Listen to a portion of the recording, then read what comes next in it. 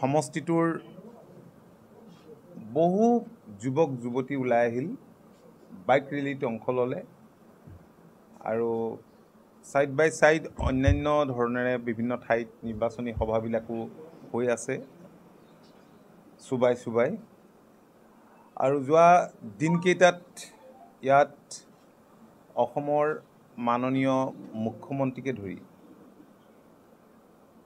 কেউটা ৰাজনৈতিক দলৰ নেতৃত্বই ইয়াত দীপ্তিময়ী চৌধুৰী ডাঙৰীয়ানীৰ সপক্ষে সমৰ্থনত নিৰ্বাচনী প্ৰচাৰ চলালে UPPLৰ প্ৰমোদ বড়ো ডাঙৰীয়াও আহিছিল ভাৰতীয় জনতা পাৰ্টিৰ প্ৰাক্তন ৰাজ্যিক সভাপতি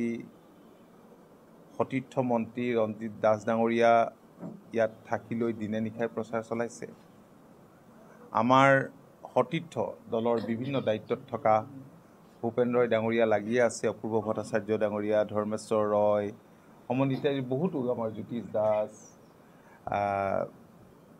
আমাৰ সতীৰ্থসকল দিনে নিশাই লাগি আছে প্ৰতিটো ৱাৰ্ডৰ ৰাইজৰ ওচৰত গৈছে প্ৰাৰ্থীগৰাকীয়ে যিমান পাৰে এইকেইটা দিনত ৰাইজৰ সৈতে মত বিনিময় কৰিছে তেখেত বঙাইগাঁৱৰ ৰাইজৰ অপৰিচিত নহয় কাৰণ আপোনালোকে জানে যে তেখেতৰ পতি ফণীভূষণ চৌধুৰী ডাঙৰীয়া 1985 চনৰ পৰা একেৰাহে অষ্টমবাৰৰ বাবে বঙাইগাঁও সমষ্টিৰ পৰা অসম বিধানসভালৈ নিৰ্বাচিত হৈ আহিছে যোৱা সময়ছোৱাত তেখেত MLA আছিল তাৰ আগতে মন্ত্ৰী আছিল আৰু এতিয়া সাংসদ সেই সূত্ৰে সমস্যাৰ লগত দীপ্তিময়ী চৌধুৰী ডাঙৰীয়ানী খুব ভালদৰে পৰিচিত আৰু ৰাইজে খুব আন্তৰিকতাৰে আদৰি লৈছে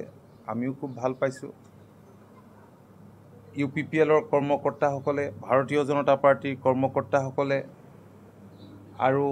আমাৰ নিজৰ দলৰ কৰ্মকৰ্তাসকলে দিনে নিশাই এইকেইটা দিন কাম কৰিছে আপোনালোকে জানেই যে এই সমষ্টিটো অগপৰ দুৰ্গ সদৃশ 2016ৰ পৰা আমি মিত্ৰতাৰে চৰকাৰত আছোঁ এতিয়া মিত্ৰ দলৰ দুৰ্গ ইয়াত কংগ্ৰেছ বা কোনো শক্তিয়ে কেতিয়াও আজিৰ দিনত জয়ৰ সপোন ৰচিব নোৱাৰে জয় অসম্ভৱ গতিকে আমি নিশ্চিত যে বঙাইগাঁও ৰাইজৰ মৰম আশীৰ্বাদ আমাৰ প্ৰাৰ্থীগৰাকীৰ প্ৰতি মিত্ৰজোঁটৰ প্ৰাৰ্থীগৰাকীৰ প্ৰতি আছে আৰু তেখেত বিপুল ভোটত জয়লাভ কৰিব কেৱল বঙাইগাঁও বুলি নহয় অন্যান্য যি বঙাইগাঁওকে ধৰি টোটেল 5টা সমষ্টিত নিৰ্বাচন হৈছে যোৱাকালি মই চিডলিলৈকো গৈছিলোঁ চিডলিৰ 3 ঠাইত 3খন সভাত অংশ ল'লোঁ সভাকেইখন UPPLই আয়োজন কৰিছিলে UPPLৰ দ্বাৰা আয়োজিত সভা আছিল ৰাইজৰ অভূতপূৰ্ব সমৰ্থন দেখি মই উৎসাহিত হ'লোঁ আৰু তাতো একেধৰণেৰে প্ৰাৰ্থী UPPLৰ প্ৰাৰ্থী মিত্ৰজোঁটৰ সমৰ্থিত প্ৰাৰ্থী নিৰ্মল কুমাৰ চৌধুৰীক যে ৰাইজে বিপুল ভোট দিব তাত কোনো সন্দেহ নাই নিৰ্মল কুমাৰ ব্ৰহ্ম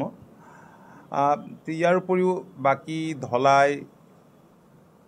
চামগুৰি বিহালীটো কেউটা মিত্ৰ দলৰ কৰ্মকৰ্তাই নিৰ্বাচনী যুঁজখনত ভালদৰে নামিছে ভালকৈ কাম কৰিছে ৰাইজৰ সমাদৰ লাভ কৰিছে আৰু আটাইতকৈ ডাঙৰ কথা যে আমাৰ চৰকাৰ কেৱল দিছপুৰতেই নহয় মিত্ৰজোঁটৰ চৰকাৰ দিল্লীত চৰকাৰ আছে দিছপুৰত চৰকাৰ আছে গতিকে